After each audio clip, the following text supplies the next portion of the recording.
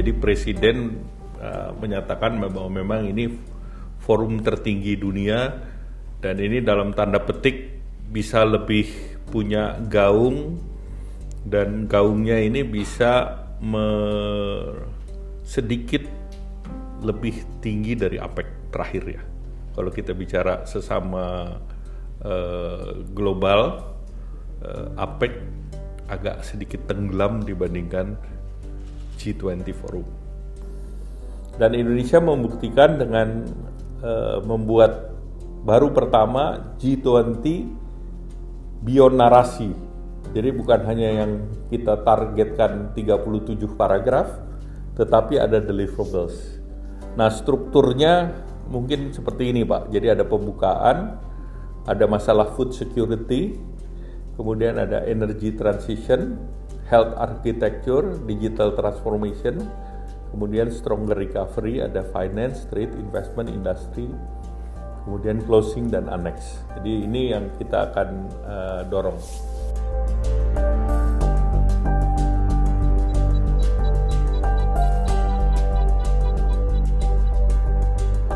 Kalau sekarang sih hampir semua aspirasinya kita sudah masukkan. Karena kan sebelumnya belum pernah ada yang mewakili negara pulau. Sebelumnya belum pernah ada yang perwakilan resmi dari Africa Union. Jadi dua-dua kepentingan kelompok itu sudah kita masukkan.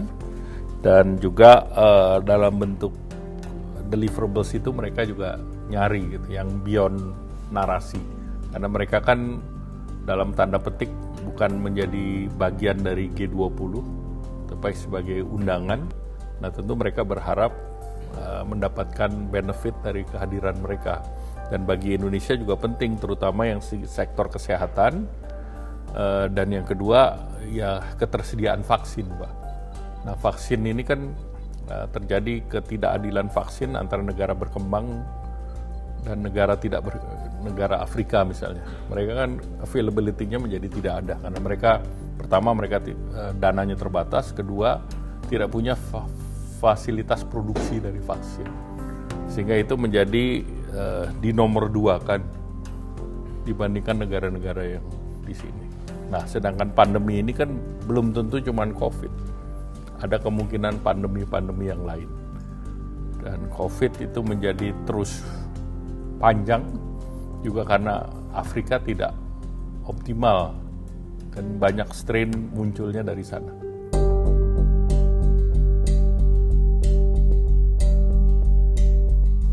Kalau yang sudah dibahas, yang masih ada beberapa di agriculture, energy, development, lingkungan, TII, employment, education, dan anti-corruption. Itu ada kira-kira 10 paragraf yang belum net. Nah, salah satu yang tadi saya sampaikan, misalnya industri itu belum net karena Italia masih belum mau, tapi yang relatif semua mau.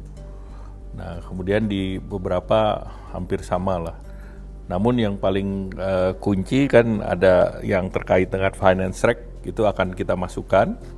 Kemudian kalau ini sih masalah paragraf yang dalam tanda petik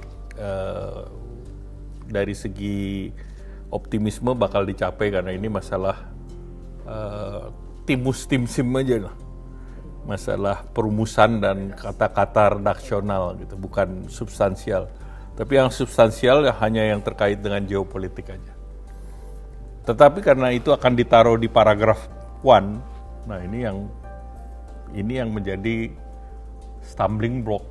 Jadi kalau itu nggak lewat dibahas, yang ke bawah kan belum dibahas dalam leaders. Tapi kita targetnya seluruh yang di bawah itu selesai, net, dalam pertemuan Sherpa keempat tanggal 12 ya. 11 sampai 13. Nah kalau itu selesai, tinggal bagaimana deklarasi yang pertama itu bisa menghasilkan kalimat yang diterima semua pihak. Nah ini Indonesia juga ada 14 proyek yang penting, ada dari sektor kesehatan, digital transformation, energy transition, food security, climate, dan financing. Dan pola ini diikuti dengan Amerika pada saat mereka bikin IPEF, mereka akan bicara juga mengenai deliverables. Kemudian pada saat mereka bicara mengenai program mereka PGII, mereka juga bicara deliverables.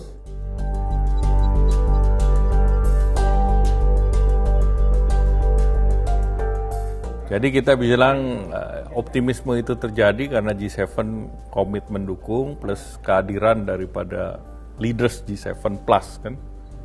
Itu juga komit bahwa mereka kan hadir tidak for nothing gitu. Apalagi Biden selain hadir juga membawa paket PGII yang sifatnya untuk mendukung investasi, dan itu juga menunjukkan bahwa ke depan kan investasi ada. Berarti dia optimis gitu.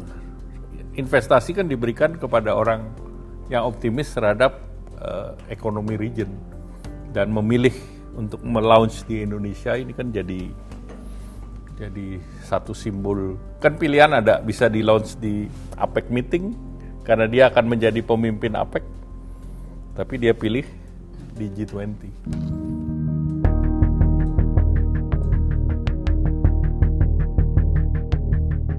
Ya, balik lagi kalau Indonesia kan punya usulan itu lebih soft, artinya kita kembalikan kepada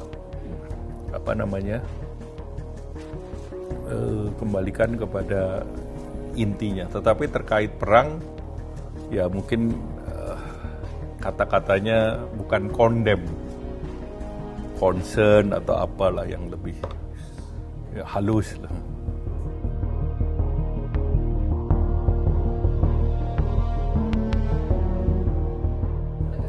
Kalau kita bukan soft, kita kan moderasi, karena kita kan non-aligned. Jadi kita nggak mau ikut body language G7. Kan kita juga ada kepentingan developing country. Jadi ini yang kita jaga balance. Dan kita harus menjaga netralitas daripada Indo-Pasifik. Karena Indo-Pasifik kan ada flashpoint juga Taiwan. Dan Taiwan itu bukan karena problem Taiwan, karena Selat Taiwan itu menjadi arus logistik. Jadi begitu ada tension di Taiwan, maka negara di utara, baik itu Korea maupun Jepang, logistiknya sangat terganggu. Cost of logistik meningkat. Apalagi kemarin ditutup sama Cina, kan orang harus muter.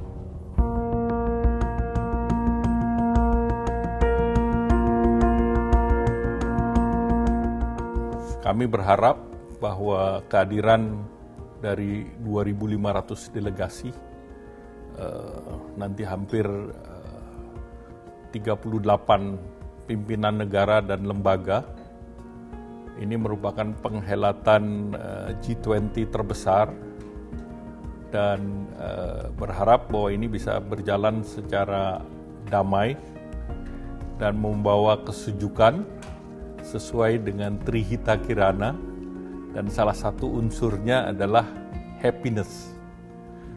Nah, happiness ini diharapkan bisa membuat seluruh pemimpin ini menghasilkan leaders declaration.